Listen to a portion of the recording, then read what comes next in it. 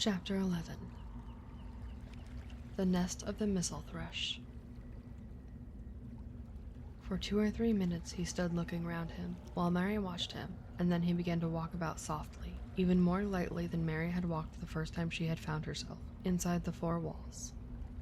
His eyes seemed to be taking in everything, the gray trees with the gray creepers climbing over them and hanging from their branches, the tangle on the walls and among the grass, the evergreen alcoves with the stone seats and tall flower urns standing in them. "I never thought I'd see this place," he said at last in a whisper. "Did you know about it?" asked Mary. She had spoken aloud, and he made a sign to her. "We must talk low," he said, "or someone will hear us and wonder what's to do in here." "Oh, I forgot," said Mary, feeling frightened and putting her hand quickly against her mouth. "Did you know about the garden?" she asked again when she had recovered herself. Dickon nodded. "Martha told me there was one as no one ever went inside," he answered. "Us used to wonder what it was like." He stopped and looked round at the lovely gray tangle about him, and his round eyes looked queerly happy. "Nests as'll be here come springtime," he said. "It'd be the safest nesting place in England. No one ever coming near and tangles of trees and roses to build in. I wonder all the birds in the moor don't build here." Mistress Mary put her hand on his arm again without knowing it. "Will there be roses?" she whispered. "Can you tell? I thought perhaps they were all dead." No, not them, not all of them," he answered. "Look here." He stepped over to the nearest tree, an old one with gray lichen all over its bark, but upholding a curtain of tangled sprays and branches. He took a thick knife out of his pocket and opened one of its blades. "There's lots of dead wood as ought to be cut out," he said. "And there's a lot of old wood, but it made some new last year. This here's a new bit," and he touched a shoot which looked brownish green instead of hard, dry gray. Mary touched it herself in an eager, reverent way. "That one?" she said. "Is that one quite alive, quite?" Dickon curved his wide, smiling mouth. "It's as wick as you or me," he said, and Mary remembered that Martha had told her that wick meant alive or lively. "I'm glad it's wick," she cried out in her whisper. "I want them all to be wick. Let us go round the garden and count how many wick ones there are." She quite panted with eagerness, and Dickon was as eager as she was. They went from tree to tree and from bush to bush. Dickon carried his knife in his hand and showed her things which she thought wonderful.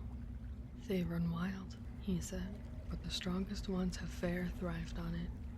The delicatest ones has died out, but the others has growed and spread, till they's a wonder. See here," and he pulled down a thick, gray, dry-looking branch. "A body might think this was dead wood, but I don't believe it is, down to the root. I'll cut it low down and see." He knelt, and with his knife cut the lifeless-looking branch through, not far above the earth. "There," he said exultantly. "I told thee so. There's green in that wood yet. Look at it." Mary was down on her knees before he spoke, gazing with all her might. "When it looks a bit greenish and juicy like that, it's wick," he explained. "When the inside is dry and breaks easy, like this here piece I've cut off, it's done for. There's a big root here as all this live wood sprung out of, and if the old wood's cut off and it's dug around and took care of, there'll be—" He stopped and lifted his face to look up at the climbing and hanging sprays above him. "There'll be a fountain of roses here this summer." They went from bush to bush and from tree to tree. He was very strong and clever with his knife, and knew how to cut the dry and dead wood away, and could tell when an unpromising bough or twig had still green life in it. In the course of half an hour, Mary thought she could tell too, and when he cut through a lifeless-looking branch, she would cry out joyfully under her breath when she caught sight of the least shade of moist green. The spade and hoe and fork were very useful. He showed her how to use the fork while he dug about roots with the spade and stirred the earth and let the air in. They were working industriously round one of the biggest standard roses when he caught sight of something which made him utter an exclamation of surprise. "Why," he cried, pointing to the grass a few feet away, "who did that there?" It was one of Mary's own little clearings round the pale green points. I did it, said Mary. Why, I thought that didn't know nothing about gardening, he exclaimed. I don't, she answered, but they were so little, and the grass was so thick and strong, and they looked as if they had no room to breathe. So I made a place for them.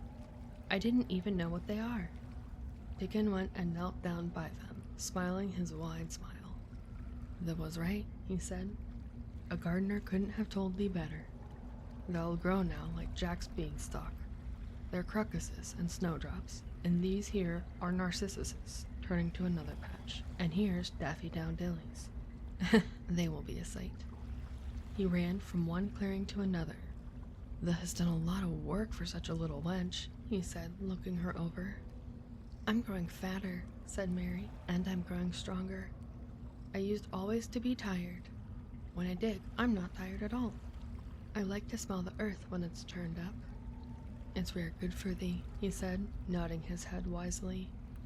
There's naught as nice as the smell of good, clean earth, except the smell of fresh growing things when the rain falls on 'em. I get out on the moor many a day when it's raining, and lie under a bush and listen to the soft swish of drops on the heather, and I just sniff and sniff. My nose end fair quivers like a rabbit's, mother says. Do you never catch a cold? Inquired Mary, gazing at him wonderingly. She had never seen such a funny boy, or such a nice one. Not me, he said, grinning. I never catched cold since I was born. I wasn't brought up nesh, though. I've chased about the moor in all weathers, same as the rabbit does. Mother says I've sniffed up too much fresh air for 12 years to ever get to sniffing with cold. I'm as tough as a whitethorn knobstick. He was working all the time he was talking, and Mary was following him and helping him with her fork or the trowel. There's a lot of work to do here, he said once, looking about quite exultantly. Will you come again and help me do it? Mary begged. I'm sure I can help too. I can dig and pull up weeds and do whatever you tell me. Oh, do come, Dickon. I'll come every day if thou wants me, rain or shine, he answered stoutly. It's the best fun I ever had in my life, shut in here and wakening up a garden. If you will come, said Mary, if you will help me to make it alive, I don't know what I'll do, she ended helplessly. What could you do for a boy like that? I'll tell thee what they'll do, said Dickon with his happy grin. They'll get fat, and they'll get as hungry as a young fox, and they'll learn how to talk to the robin same as I do. We'll have a lot of fun. He began to walk about, looking up in the trees and at the walls and bushes with a thoughtful expression. I wouldn't want to make it look like a gardener's garden, all clipped and spick and span, would you? He said. It's nicer like this, with things running wild and swinging and catching hold of each other. Don't let us make it tidy, said Mary anxiously. It wouldn't seem like a secret garden if it was tidy. Dickon stood rubbing his rusty red head with a rather puzzled look. It's a secret garden, sure enough, he said, but seems like someone besides the robin must have been in it since it was shut up 10 years ago. But the door was locked and the key was buried, said Mary. No one could get in. That's true, he answered. It's a queer place. Seems to me as if there'd been a bit of pruning done here and there, later than 10 years ago. But how could it have been done? Said Mary. He was examining a branch of a standard rose, and he shook his head. Aye, how could it? He murmured, with the door locked and the key buried. Mistress Mary always felt that however many years she lived, she should not forget that first morning when her garden began to grow. Of course, it did seem to begin to grow for her that morning. When Dickon began to clear places to plant seeds, she remembered what Basil had sung at her when he wanted to tease her. Are there any flowers that look like bells? She inquired. Lilies of the valley does, he answered, digging away with the trowel, and there's Canterbury bells and campanulas. Let's plant some, said Mary. There's lily of the valley here already. I saw 'em. They'll have growed too close and we'll have to separate 'em, but there's plenty. The other ones takes 2 years to bloom from seed, but I can bring you some bits of plants from our cottage garden. Why does thou want them?